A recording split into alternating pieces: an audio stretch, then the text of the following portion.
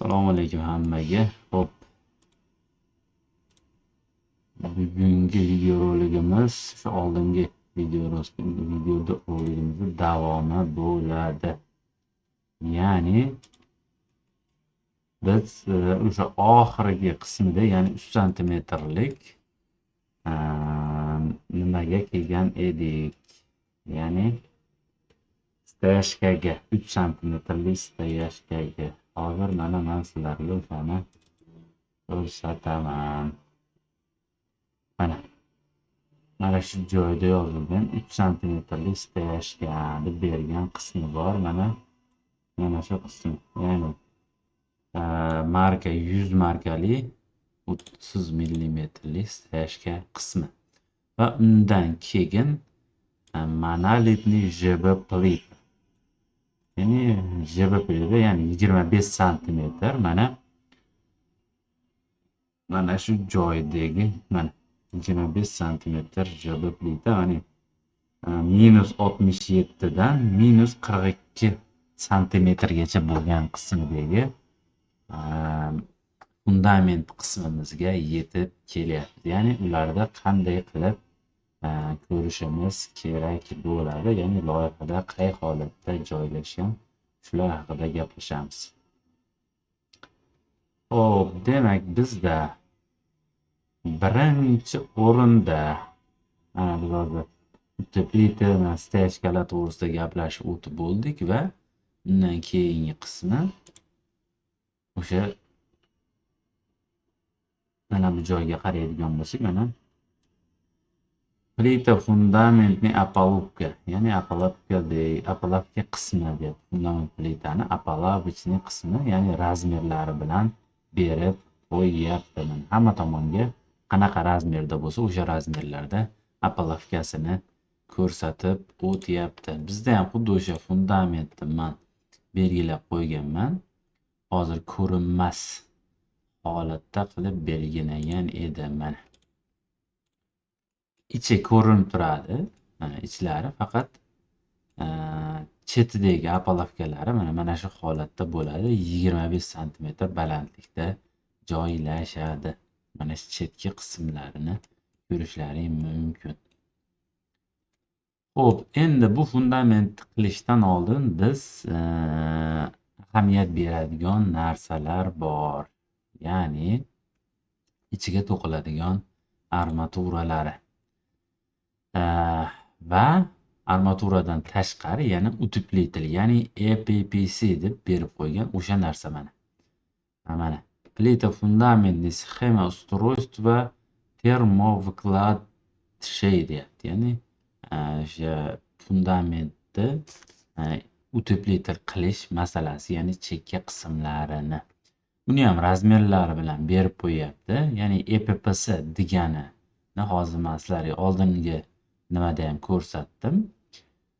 Va hozir u qay holatda va qayerda joylashganligini ham birgalikda ko'rishimiz mumkin bo'ladi. Mana yaxshilab e'tibor beradigan bo'lsalaring, mana EPPC deb yozib qo'ygan Ya'ni fundament chetki qismidan 12 santimetr ichkarida 8 santimetrli EPPC, ya'ni utepletel qo'yiladi va bu o'zini razmerlari nimalari bilan berib qo'ygan. Mana hozir uni ham ko'ramiz. Hozirgi ko'rsatgan qog'ozimizda, ya'ni listimizda o'sha razmerlari birma-bir ko'rsatib o'tilgan. Mana qanaqa razmerda bo'ladigan bo'lsa, xuddi o'sha razmerlarda biz tayyorlashimiz kerak bo'ladi. Xuddi mana shu holatda joylashtirishimiz kerak bo'ladi. Ya'ni o'sha EPPC degan narsamiz. Ya'ni men EPPCni sizlarga ko'rsataman. Videoni to'xtatib mana shu joyda bemalol o'sha EPPC haqida ma'lumot olishlaring mumkin bo'ladi. Mana bitta varog'i bu. Ikkinchi varog'imiz bo'lsa ikkinchi varog'imiz mana shu. Buni ham videoni to'xtatasiz va o'sha birma-bir ko'rishlaring mumkin bo'ladi. To'xtatib ma'lumot olasizlar. Xo'p, shu vaqtda davom etamiz. Mana shu holatda razmerlari hammasiniga berilgan. Mana loyiha bo'yicha bemalol joylashtirish mumkin bo'ladi. Bu albatta muammo emas. Va undan keyingi qismi bizda to'qiladigan armaturasi. Mana bu joyda mana yozib qo'yilgan zona, mana bu rishotka, sariq rishotka bilan berilgan joy. Zona armirovaniya, diametr 12 lik. Mana sal kattaroq qilaman sizlarga tushunarli bo'lishi uchun. Mana zona armirovaniya, diametr 12 lik, A 500, S shagom 300 mm deb berib qo'ygan. Ya'ni oralig' masofasi 30 santimetrdan bo'larkan 12 lik armaturadan A 500. Endi bu qaysi sloy, ya'ni pastki sloymi yoki tepa sloymi, uni hozir men sizlarga ko'rsatib o'taman. Xo'p, mana bu joyga qaraydigan bo'lsak, plita fundament nijniy armirovaniya, ya'ni pastki armatura deb beryapti. Zona установка анкеров A1 для ЖБ колонна, схема привязку анкер SM list 15 listda A1 для ЖБ kolonnani armaturasi, ankerli qismi, ya'ni chiqarib ketishimiz kerak kolonnalarga deb ko'rsatib o'tyapti. Endi bu qismlar mana bu joyda joylashgan. Mana yaxshilab e'tibor bering. Mana shunda ikkita joyda kolonna joylashyapti, lekin qolgan kolonnalarni to'g'risi bilmadim. Qolgan kolonnalarda qayerda joylashtirilganligini ko'rsatmagan. Bitta hammasi o'sha eski qoqilgan svaylar mana joy-joyida joylashib turibdi, svaylar. Lekin mana shu qismida o'sha kolonna uchun armatura berib ketish kerak debdi, lekin kolonnalarni ham bitta ko'rib chiqishimiz kerak. Hali u mavzuga ham yetib boramiz albatta. Xo'p, xullas birinchi o'rinda mana shu polniy fundamentni plita bo'yicha, polniy yuza bo'yicha bizda armatura har 30 santimetrga 12 lik armaturadan bog'lab chiqilar ekan. Xuddi o'sha narsani men 3D holatda chizib tayyorlab qo'yganman. Mana ko'rishimiz mumkin bo'ladi. Ya'ni bu bir tomonlama har 30 santimetrga tashalgan armaturamiz. Bu esa ikkinchi sloy. Mana xuddi mana shu tartibda butun fundament bo'ylab joylashtirilar ekan. Yana bitta narsa yodimdan ko'tarilibdi. Hozirgi EPPS deb yozilgan utepletilimiz bizda razmer bo'yicha mana men joylashtirib chiqqanman. Mana yaxshilab e'tibor beradigan bo'lsangiz, mana sariq rangda. Mana shu. Endi men hozir fundamentni vaqtincha o'chirib turaman. O'zi aslida ko'rinmas qilib qo'ygan edim, lekin o'chirib tursam sizlarga o'sha EPPSimiz tiniqroq va aniqroq ko'rinadi. Mana shu holatda joylashtiriladi. Lekin bitta narsaga e'tibor berasizlar. Mana men armaturalar chizganman. Mana shunaqa bo'lib kesib o'tmasligi kerak armaturamiz. Shuni inobatga olib qo'yasizlar. Men endi buni har birini uzib chiqadigan bo'lsam ancha vaqtim ketardi. Shuning uchun uni uzib chiqmadim. Mana EPPSni mana shu holatda kesib o'tmaslik kerak. Ya'ni armatura uziladi mana shu joydan va shu utepletilimiz mana shu joyga joylashtiriladi. Ular tushunarli bo'ldi deb o'ylayman. Mana o'sha EPPSimiz qanaqa joylashgan bo'lsa,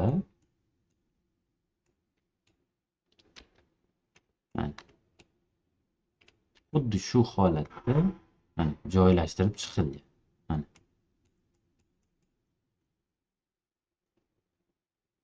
Loyihani ham ko'rishimiz mumkin. Mana loyihamizni uzoqlashtiramiz. Mana loyihada qanaqa bo'lsa, xuddi o'sha holatda joylashtirib chiqiladi. O'sha EPPS deb nomlangan utepletilimiz va birinchi sloy armaturasi haqida gaplashdik.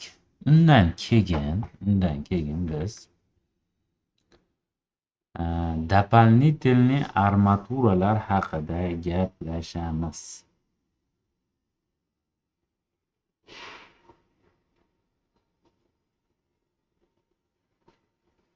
Hop, doполнительный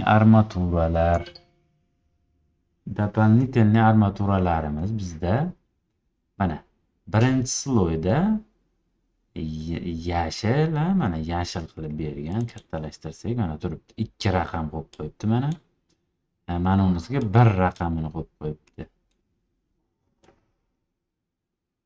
Xullas shu tartibda mana qayerda joylashgan bo'lsa razmerlari bilan ko'rsatib qo'yilgan va qaysi tomoni, qaysi yo'nalish bo'yicha qo'yilgan bo'lsa, xuddi o'sha yo'nalish bo'yicha qo'yilishi kerak bo'ladi. Xo'p, men 3D holatga yana qaytaman. Mana bizda birinchi sloy armaturamiz, ya'ni shak 30 sm ga berilgan bo'lsa, keyingi дополнительный armaturalarimizni ko'rsataman. Mana bu дополнительный armaturalar. Mana yashilda ko'rsatilgan, faqat mana shu qismida bor ekan xolos. Demak, дополнительный armaturalarimiz bitta yo'nalish bo'yicha mana faqat mana shu qismida joylashtirilyapti. Endi faqat bitta narsani e'tiborga olish kerak. Дополнительный armaturalar qay tartibda, qayerlarda joylashadi degan nimamiz ham bor. Demak, men ikkinchi sloyni bekitib turaman. Ikkinchi sloyni bekitganimda mana дополнительный armaturalar yaxshilab e'tibor bersanglar mana bu EPPsini tagida joylashib qo'yapti. Shu mumkin emas. Endi loyihaga qarab u joylashtirib ketilaveradi. Hop, bizda mana bu joyda yaxshilab e'tibor bersalaring, qayerlarda qanday joylashtirilishini ko'rsatib o'tyapti. Birinchi raqam mana 300, oraliq masofasi 300 dan joylashtiriladi deb ko'rsatib o'tyapti. 4 dona. Faqat mana shu oxirgisi chekka qismida joylashar ekan. Razmerlari hammasi joylashtirilgan mana. Hop, men yaqinlashtiraman. Mana.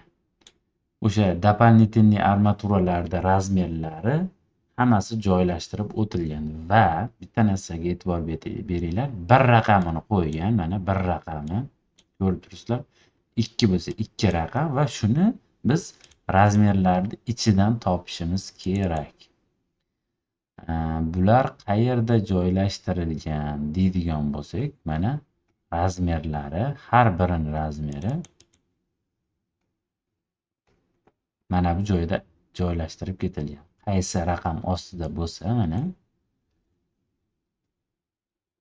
va armatura diametrlari mana yaxshilab e'tibor bersangiz, nechchili armaturadan qayerlarda qo'yilishi kerak, hammasi mana shu jadvalda, ya'ni 16-listimizda berib o'tilyapti. Qanaqa armatura diametri bo'lsa, o'sha diametrlarda mana shu joydan razmerlarigacha topishingiz mumkin. Hop. Demak, mana misol uchun birinchi raqam mana 2 metr, o'zi shunday holatda ham mana berib qo'yapti. Mana 2 metrlik, mana hozirgi ko'rsatgan armatura mana shu joyda mana 2 metrlik bo'lishi kerak ekan umumiy holatda va binoning chetidan razmerlari qayerlarda qay tartibda bo'lishi. Mana bunisi 300 oralig'ida, oraliq masofasi 30 sm dan bo'lishi kerak. Kolonnaning chetidan qancha bo'lishi kerak, hammasini o'zidan qancha bo'lishi kerak, hammasini mana shu joyda ko'rsatib o'tilyapti. Demak, loyihada hammasi bor. Shu holatda ko'rishlari, ko'rib, qidirib topib olishlari mumkin bo'ladi. 3D holatda ham mana xuddi o'sha tartibda joylashtirib qo'yilgan. Hop, keyingi masala. Mana bu joyga ham e'tibor berasizlar. Mana sxema pozitsiya 3 nimani center svayga joylashish kerak. 3-raqamdagi armaturamiz deyapti. Bunga ham hozir yetib kelamiz. Xuddi shunaqa narsalarga e'tibor berish kerak. Xullas, bitta yo'nalishdagi armaturamiz bizda mana shu xohlasagan 3D holatda ko'rsatilgan. Mana shu joyda 2 metrli armaturamiz xolos ekan. Endi bundan keyin ikkinchi sloy armaturamizni yoqib qo'yamiz va дополнительный armaturalarni ikkinchi qatori mana bu qatorlar. Ya'ni manga holatda, mandan qaraganda vertikal holatda turibdi. Mana birinchi sig'imiz gorizontal holatda joylashtirilgan. Bu ham qanaqa bo'lsa, xuddi shu joyda razmerlari hammasi berib ko'rsatib o'tilgan. Shu razmerlar bo'yicha loyihaga qariladi va o'sha qaysi varaqdan qaysi razmerdaligini topishni ham men ko'rsatib o'tdim. Armatura diametrlarini o'shandan ko'rib olishlaring mumkin bo'ladi. Mana shu holatda pastki sloyga joylashtiriladi. Buni ham hozir men chizib tayyor qilganman. Дополнительный armaturalarda ikkinchisini mana qayerda joylashgan bo'lsa, mana xuddi o'sha joylariga joylashtirib o'tilgan. Ranglarini ham har xil qilib berib qo'yganman.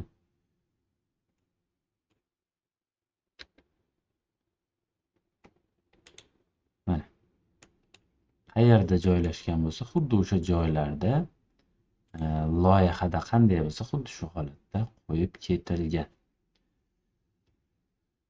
Hop, undan keyingi qismimiz bizda mana keyingisi qismimiz plita fundament верхнее армирование вдоль буквенных осей deyapti. Ya'ni harfli oslar bo'yicha joylashgan дополнительный armaturalar va asosiy armaturalarni ko'rsatib o'tyapti. Endi asosiy armaturalarni bog'lashdan oldin biz hozirgi men 3D holatda ko'rsatganimdek, mana 3D holatda mana shu holatga kelish kerak. Mana shu holatga kelgandan keyin men yerni o'chirib turaman vaqtinchalikka. Hozir yerni o'chirib turamiz. Qani nima bo'lar ekan? Yer. Svayni ham menimcha o'chirib tursam bo'ladi. Svay ham tushunarli bo'lgan. Bizga xalal bermasligi uchun o'chirib turaman. Xo'p, mana shu holatda. Demak, mana EPP'ni ham o'chirib turaman. Bu ham xalal berishi mumkin bizga. O'chirdim. Birinchi sloy armaturasi bog'landi va birinchi sloy armaturamiz защитный sloy bor. Ya'ni pastki qismidan qancha masofada turish kerak armaturasi. Mana shu qismiga ham e'tibor beramiz.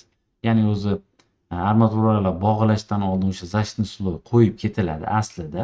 Men armaturani sizlarga tushunarli bo'lishi uchun armatura qaysi holatda, qanaqa tartibda bog'lanishini tushuntirib o'tdim. Va uni защитный sloy qancha bo'lishi kerak. O'sha narsani biz loyihada ko'rsatilgan bo'yicha topishimiz kerak bo'ladi.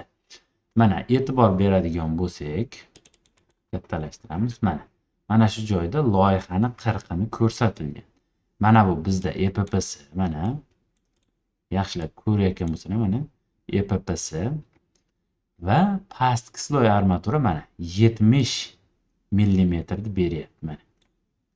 Mana bu joyda chiziqlar bilan o'sha biz minus 670 millimetrda, ya'ni 67 santimetrda stashkani, ya'ni 3 santimetrli stashkani quygan bo'lsak,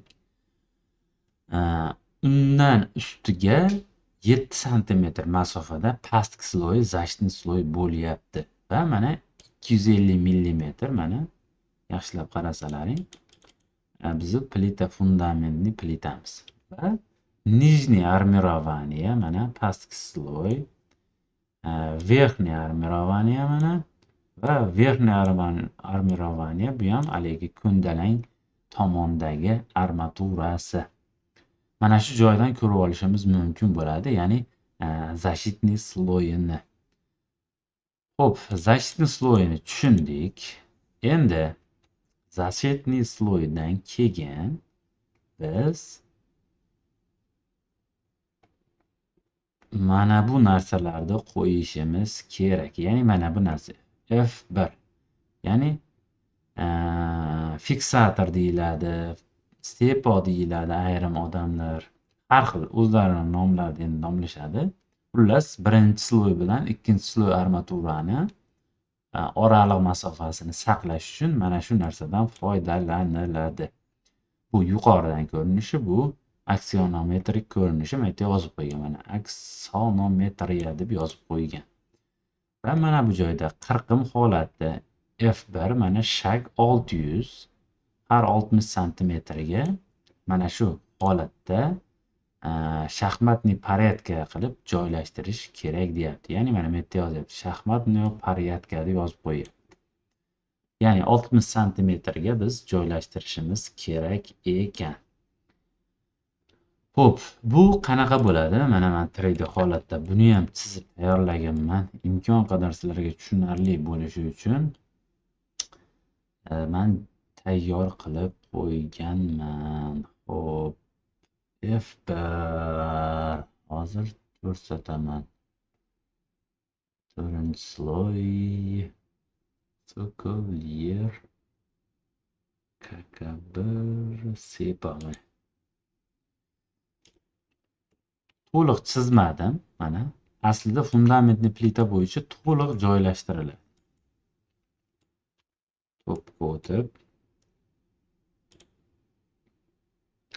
mana yuqoridan ko'radigan bo'lsak, mana shu holatda bitta armaturaga tushadigan bo'ladi. Va oyoqchalari 40 santimetr. Buni mana bu joydan ko'rishimiz mumkin. Mana oyoqchalari 40 santimetr, tepadagi joyi 14 santimetr, 14,5, balandligi bo'lsa 10 santimetr 7 millimetr deb ko'rsatib qo'yapti. Hammasi mana shu joyda joylashtirilgan. Xo'p, menimcha tushunarli bo'ldi. Ya'ni mana shu holatda polniy fundamentli plita bo'ylab nechta ketadigan bo'lsa, hammasini mana shu holatda birinchi sloy bilan ikkinchi sloyda oraliq masofasini ochib turish uchun qo'yishimiz kerak bo'ladi. Mana shu holatda bo'ladi. Polniy fundamentli plita bo'yicha mana shu holatda joylashtirib chiqiladi. Har 60 santimetrga shaxmatniy порядка bo'ladi. Mana yaxshilab e'tibor bersalaring, bu tarafiga ham 60 santimetr va bu tarafiga ham 60 santimetr masofada qo'yilgan. Va shaxmatniy порядка mana o'rtasida joylashgan. Bu mana shu holatda bo'lsa, o'rtasida joylashyapti. Demak, tushunarli. Va shu holatdan keyin biz keyingi sloy armaturani boshlashimiz mumkin bo'ladi. Faqat bitta narsani e'tiboriga olasizlar. Ikkinchi sloy armaturadan oldin bitta narsa bor. Ya'ni o'sha narsani men sizlarga ko'rsataman. Mana qirqimga qaraydigan bo'lsak, mana karkas KB1 deb joylashtirilyapti. Ya'ni karkasniy balka. Bu o'sha biz EPP'sini aytib o'tganimdek 12 santimetr ichkariga joylaganmiz. Mana 12 santimetr. Xuddi mana shu 12 santimetrlik joyiga karkasniy balka qo'yilar ekan.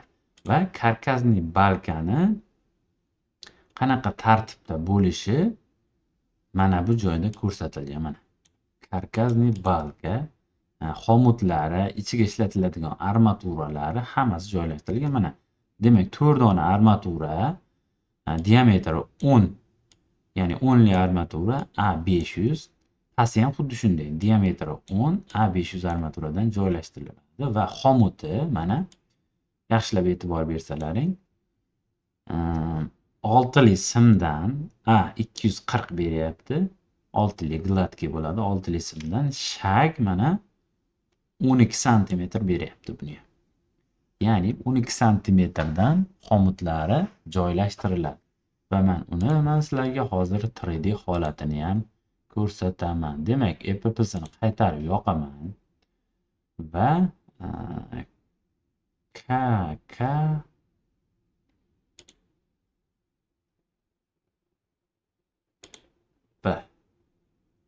KKB hozir topaman. Qayerdadir bo'lishi kerak. EPPS balka, mana balka. Balkamiz 3D holatga o'tkazamiz. Mana shu balkamiz, ya'ni butun fundament bo'ylab qayerlarda joylashtirilgan bo'lsa, o'sha joylariga qo'yib ketilgan. Mana chekka qismida armaturasi 10 lik va 12 santimetr oralig'ida xomutlari joylashtiriladi. Endi nima sababdan mana bu joyda to'xtatilgan degan savol bo'lishi mumkin sizlarda. Mana yaxshilab e'tibor bersalaring, qaysidir qismlarda mana shu holat to'xtatilgan. Mana loyihada ham xuddi shunday to'xtatilganligi uchun men to'xtatib qo'yganman. Qayerdan bildingiz deydigan bo'lsalaring, mana bu joyda men kattalashtiraman yana. Mana rangi ko'k, mana burchak turibdi, uzuq chiziq bilan mana davom etgan, rangi ko'k. Mana armirovание balki облицовки KB1 deb yozib qo'ygan. Mana shu joy. Rangi demak mana shu rangda. O'sha rangdagisi mana chekka qismidan davom etgan. Hammasi. Va mana joyda to'xtagan va mana bu joyda yana boshlangan. Manetga kelib yana to'xtagan. Mana xuddi shu qanaqa joylashtirilgan bo'lsa, xuddi shu holatda qo'yib ketilyapti. Xo'p, menimcha tushunarli bo'ldi. 3D holati mana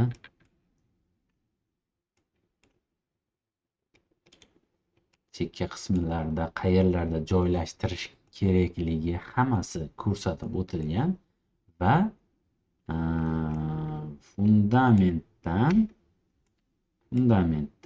mana o'sha bizda 12 santimetr oraliq masofa qolgan bo'lsa, mana shu joyga joylashtirilyapti. Fundamentni ham hozir yana ko'rsataman. Mana fundamentimiz shaffof qo'yganman o'sha tushunarli bo'lishi uchun. Mana chekkada fundamentimiz bo'ladigan bo'lsa, fundamentimizni ichida mana joylashtirilyapti. Ya'ni EPPS, ya'ni bizdagi utepletel bilan fundamentni orasida 12 santimetr bo'sh qolgan joyga qo'yib ketilyapti. Mana shu tartibda. Xo'p, demak, undan keyingi masala, mana biz tartib bilan ketyapmiz hammasini. Biz mana shu holatda joylashtirdik. Undan keyingi masalamiz bor yana. Loyihaga qaytamiz va karkas 1, karkas 2, karkas 3 lar berilgan. Mana karkas 1 qayerlarda joylashgan? Ya'ni karkasni konsol deb yozib qo'yapman. Mana karkasni konsol va shartli belgisi mana to'q ko'k rangda. Bu to'q ko'k rangda mana turibdi. Polni binoni deyarli atrofida aylanasi bo'ylab joylashtirilgan karkasni konsol deb yozib qo'yapti. Ya'ni karkas konsoli deb belgilab qo'yapti. Bu karkas konsolimiz qayerlarda, qay tartibda joylashadi? Buni ham hozir men sizlarga ko'rsataman 3D holatini. Hop, KK1 ni ochamiz. Mana. Yaxshilab e'tibor bersalaring, mana shu tartibda, mana bu ochiq qolgan oraliq joylar bo'yicha mana shu tartibda balkani ichiga kirib turadi. Mana. Endi buni armaturalari, nimalarini hozir men sizlarga ko'rsataman. Ya'ni xomutlari qanaqa bo'ladi? Armaturalarda diametri qanaqa bo'ladi? Hammasini ko'rsatdim mana. Prosta tushunarli bo'lishi uchun mana sizlarga ko'rsatib qo'ydim. Polni bino bo'ylab joylashtirganim yo'q, faqat ayrim qismlariga mana joylashtirib qo'yganman xolos. Mana yaxshilab e'tibor bersalaring. Mana shu holatda joylashtiriladi xullas. Balkani ichiga bu tarafi kirishi kerak, albatta. Loyihada qanaqa ko'rsatilgan bo'lsa, xuddi o'sha holatda bo'lyapti. Xo'p, buni armatura diametrlari haqida gaplashamiz. Karkasni konsol hozir mana mana karkas KK1 konsol 1 Demak, armaturasi 10 lik, buniki ham A500 ko'rsatyapti va diametri mana diametri nimani diametri? Xomut diametri 6 lik simdan bu ham va pastki qismidagi armatura mana yaxshilab e'tibor bersalaring 12 lik armatura. Pastki qismi 12 lik, tepa qismi 10 lik armaturadan berilyapti. Mana shu narsaga ham e'tibor berasizlar. Va xuddi mana shu mana A vid A deb ko'rsatyapti. Yaxshilab e'tibor beringlar. Vid A ko'rinishi va mana vid A. Xuddi mana shuni karkasni konsolda yuqoridan ko'rinishi degan ma'noni bildiradi. Va men buni kattalashtiraman sizlarga tushunarli bo'lishi uchun. Mana karkasni konsol, armatura diametri, xomutni razmerlari mana 126 hammasi berilgan va mana bu narsa ya'ni 6 lik simdan berilyapti. Undan keyin mana bu 8 santimetrlik mana o'sha bizni PPSimiz, ya'ni utepletelimiz hozir ko'rsatilgan utepletel va xomutni oraliq masofalari. Xomut oraliq masofalari mana bu joyda ko'rsatilyapti. Mana chiziqcha bilan mana qora bo'ladigan bo'lsa, mana ikkita qora bo'ylab chiqyapti. Men buni yana ham kattaroq qilsam sizlarga menimcha ko'rinadi. Mana 60 mm, ya'ni 6 cm va mana bu qoralar, mana diametri 6 lik simdan A240 berayotgan bo'lsa, mana shuni razmerini berib qo'ygan. Mana 6 cm va undan tashqari qancha masofa chiqib turishi kerak hali aytib o'tilgan, ya'ni 3D holatda ko'rsatdimi? Mana bu joyda mana bu utepleteldan bu tarafga qancha chiqib turishi kerak? Bu balkamizni, mana karkasni balkamizni razmeri. Buni ham mana shu joyda ko'rsatib o'tyapti loyihada. Mana 110 beryapti, ya'ni 6 santimetrdan keyin. Demak, va mana bu joyda fundamentli plitadan 2 santimetr qochib turishi kerak ekan защитный слой. Mana shu joyda ko'rsatib o'tilyapti. Va uzunligi mana 70 santimetrdan bo'ladi. Har biri 70 santimetrdan qilib tayyorlanar ekan. Hammasi mana shu joyda ko'rsatib o'tilgan, ya'ni loyihada bor. Xullas, bular tushunarli bo'ldi. Undan keyingi qismlarimiz mana ya'ni karkas K2, karkas konsol 3 hammasi xuddi mana shu holatda mana shu listdan ko'rib olishlaring mumkin. Mana K1da qanaqa holatda joylashuvi, mana karkasni K1da joylashuvi, karkasni K2 ni joylashuvi,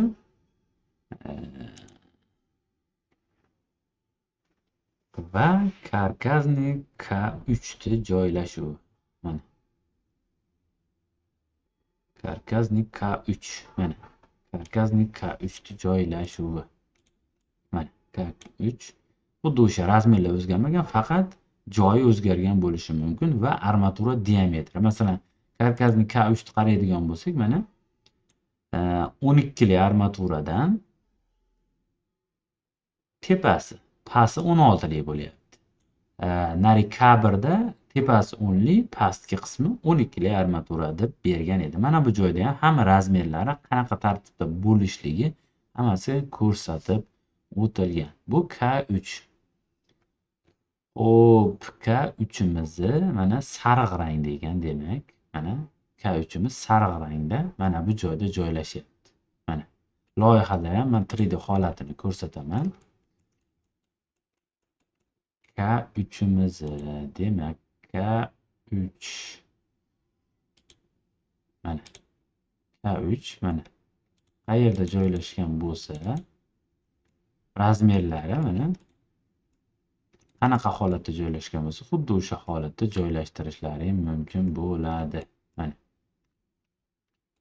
men shunchaki to'liq chizmaganman, qanaqa tartibda bo'lishligini sizlarga tushuntirib o'tyapman xolos. Mana o'sha loyihada qanaqa bergan bo'lsa, mana sariq rangda, yaxshilab e'tibor bersanglar, K uchimiz sariq rangda.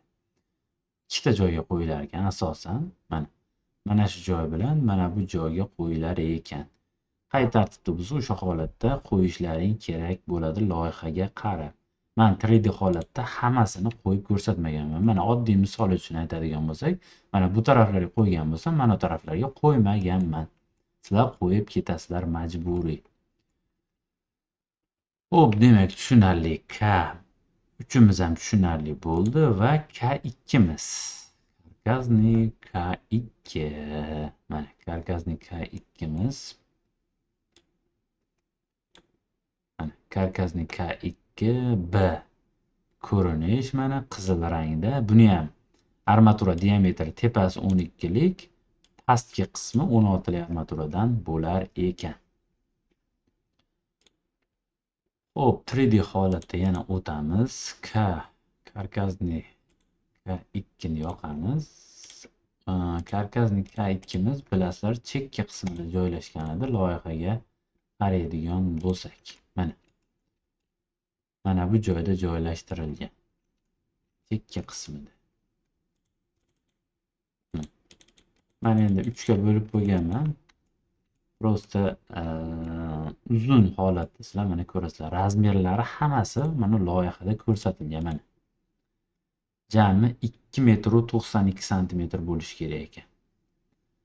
K1, K2, K3 hammasi shu holatda ko'rsatilgan. Razmerlarigacha, qay tartibda bo'lishigacha ko'rsatib o'tilgan. Xo'p, demak, bu narsalar hammasi tushunarli. Shu joyda videoni to'xtatamiz va qolgan keyingi qismlari xudo xolasa keyingi video darsida bo'ladi. Hammalarga rahmat, sog' bo'lasizlar. Bizni kuzatishda davom etinglar.